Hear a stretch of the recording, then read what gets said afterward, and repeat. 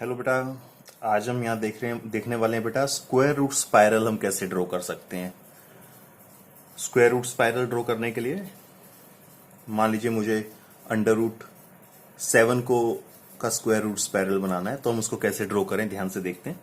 सबसे पहले ये मैं नंबर लाइन ड्रॉ कर रहा हूँ यहाँ पर। ये हमारी नंबर लाइन हो गई।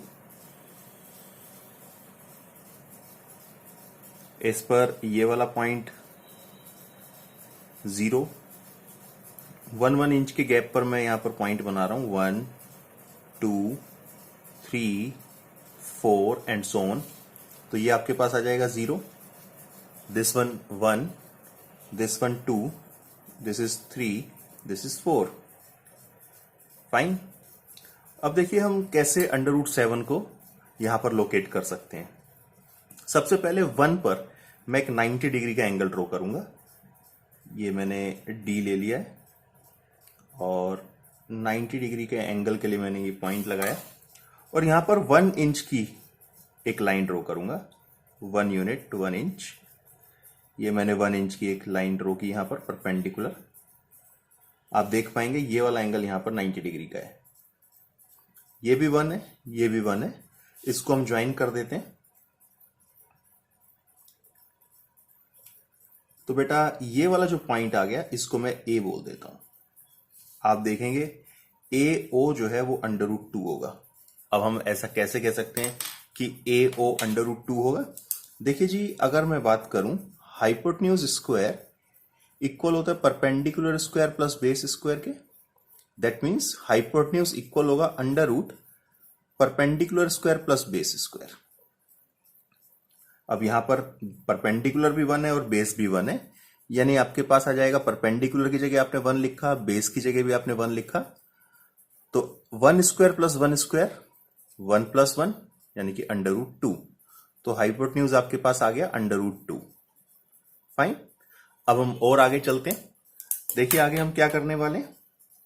ओ ए जो ये परपेंडिकुलर हमने ड्रॉ किया है, इसके ऊपर अब हम एक और परपेंडिकुलर यानी कि 90 डिग्री का एंगल यहां पर ड्रॉ करेंगे। ये 90 डिग्री का एंगल मैंने यहां पर बनाया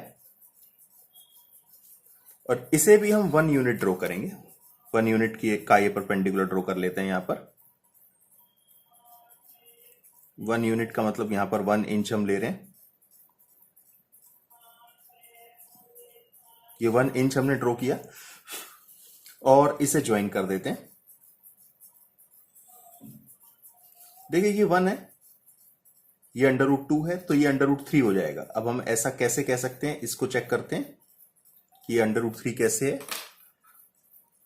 again same, hypotenuse is equal to under root P square plus B square.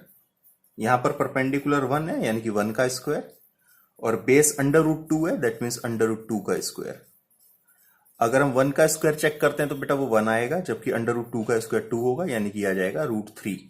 अब की बार हाइपोटेन्यूज आ गया आपके पास रूट 3।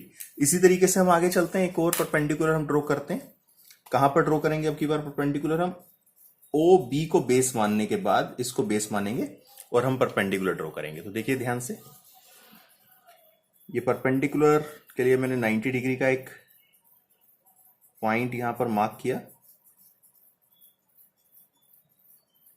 1 यूनिट इसको ड्रॉ ज्वाइन कर लेते हैं। ये 1 यूनिट,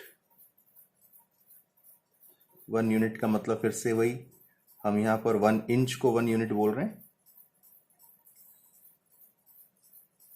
ये 1 हो गया, इसको ज्वाइन करते हैं। तो देखिएगा आप ध्यान से, ये अब की बार अंडर रूट 4 हो जाएगा। ऑलराइट, ये 90 डिग्री का एंगल है, ये भी 90 डिग्री का एंगल है, ये भी 90 डिग्री का एंगल है। इसी तरीके से अब मैं रूट 4 यानी कि ओ सी पर एक परपेंडिकुलर ड्रॉ करता हूं 1 यूनिट का। मैं अब स्केल की हेल्प से ड्रॉ कर रहा हूं इसको 1 यूनिट। आप डी से पॉइंट लगा के ये मार्क के भी, डी से पॉइंट लगाकर भी मार्क कर सकते हैं। ये 1 यूनिट हो गया, इसको ज्वाइन कर देते हैं।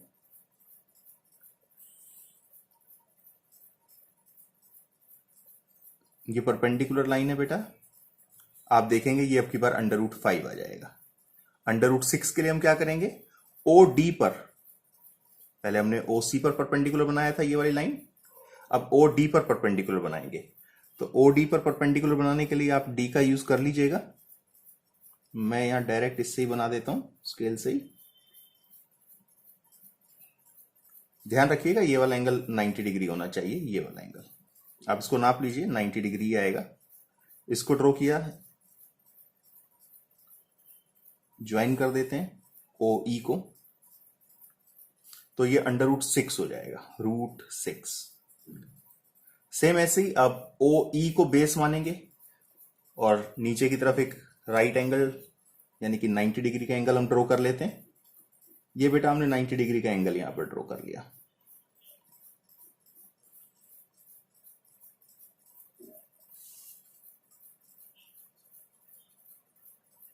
और इसे भी ज्वाइन कर देते हैं। ये आपके पास पॉइंट है F, ये वाला एंगल 90 डिग्री है, ये भी 1 यूनिट है, ये भी 1 यूनिट है, ये √6 है, ये 1 है, तो ये √7 आ जाएगा। अब √7 आएगा या नहीं आएगा हम यहां से चेक कर सकते हैं। Hypotenuse is equal to √ perpendicular square plus base square. यानी आप अगर देखें तो परपेंडिकुलर तो 1 है, ये वाला एंगल 90 डिग्री का एंगल है, तो परपेंडिकुलर 1 है, जबकि बेस √6 है यानी कि इसका स्क्वायर। दैट मीन्स आपके पास आ गया 1 + 6 √7।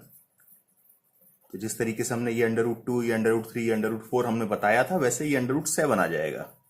अब हमें क्या करना है, हमें √7 को नंबर लाइन पर रिप्रेजेंट करना है ताकि ये कंप्लीट हो जाए स्क्वायर रूट स्पाइरल।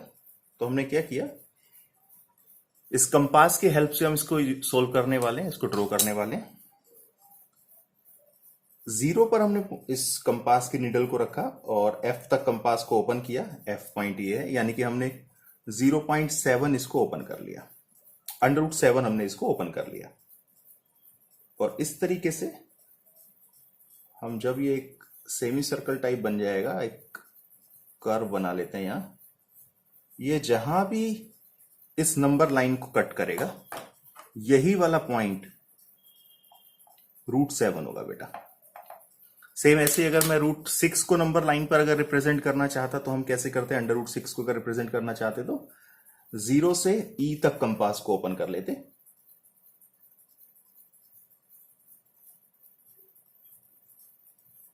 और एक ये कर्व हम यहां ड्रॉ कर लेते, कंपास की हेल्प से एक आर्क हम यहां लगा लेते, जहां भी ये कट करता वही आपके पास √6 हो जाता। ये वाला पॉइंट अब आपको √6 इंडिकेट करेगा।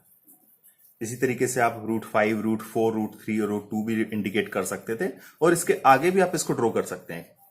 ये पूरा सर्कल अगर आगे चलता जाएगा तो √7 के बाद √8 आएगा, फिर √9, फिर √10 आएगा। इस तरीके से आप ड्रॉ कर सकते हैं।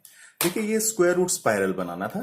कभी कभी इसका मॉडल भी अगर आपसे कहा जाता है कि बनाइए, तो आप इसको एक कार्डबोर्ड पर बना सकते हैं, पिन बोर्ड पर बना सकते हैं। पिन बोर्ड के ऊपर अपना चार्ट शीट लगाकर भी इसको बना सकते हैं, और यहां पर पिन लगा सकते हैं, और उन पिन्स को थ्रेड की हेल्प से आप ज्वाइन कर सकते हैं।